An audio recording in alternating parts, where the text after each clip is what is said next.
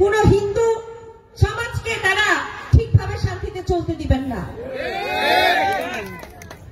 এবং কাউকে মহিলাদেরকে বিশেষ করে স্বাধীনভাবে চলার যে একটা অধিকার সেটা দিবেন না।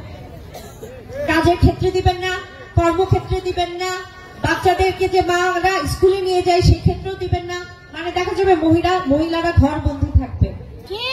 আমাদের সেই দিক থেকে বের হয়ে আসতে হবে, কারণ ইসলাম ধর্মে বলেছে মেয়েরা পড়াশোনার জন্য শুধু পারিবারিক ভ্রমণ, এয়ারপোর্ট ড্রপ, বিয়ে বা মিটিং, গাড়ি ভাড়ার একটাই ভরসা, নালিতাবাড়ি রেন্ট এ কার। আরামদায়ক, নিরাপদ এবং সময়নিষ্ঠ সেবার জন্য নালিতাবাড়ি রেন্ট এ কার আপনার বিশ্বস্ত সঙ্গী।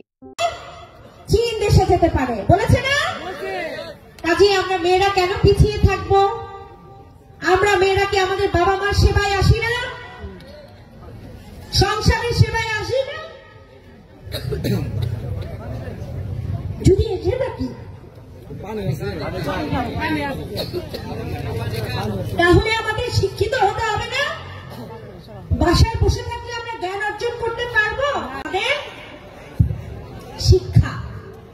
আমি যদি আজ শিক্ষিত না হই, আজকে আমার বাবা মার বিপদে আমি কোথায় দৌড়ায় যাব? কথা বলা তো শিখতে হবে, তাহলে কি আমার স্কুল কলেজ বিশ্ববিদ্যালয়ে পড়তে হবে না?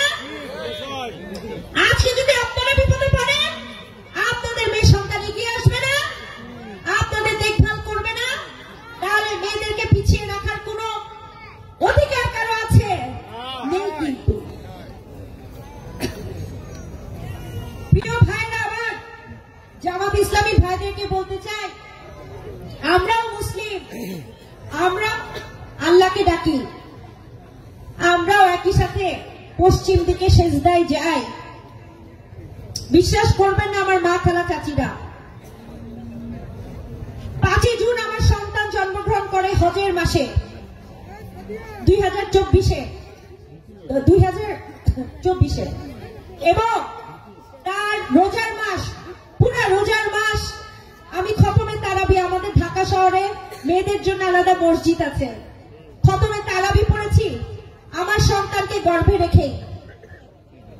এবং প্রতিদিন আমি সেজদায় একটি দোয়াই করতাম, আল্লাহ আমাদেরকে রক্ষা করো, আর জেল জুলুমের অত্যাচার আর ভালো লাগে না, আমাদেরকে মুক্ত করো, রক্ষা করো। আল্লাহ কিন্তু দোয়া কবুল করেছেন। কাজেই বলতে চাই, আমরা বাংলাদেশ জাতীয়তাবাদী দল ইনশাআল্লাহ ক্ষমতায় গেলে হিন্দুরা হিন্দুর মতনই চলবে, মুসলিমরা মুসলিমদের মতন, বৌদ্ধ এবং খ্রিস্টানরা তাদের নিজ নিজ ধর্ম পালন করবে, শান্তিতে থাকবে।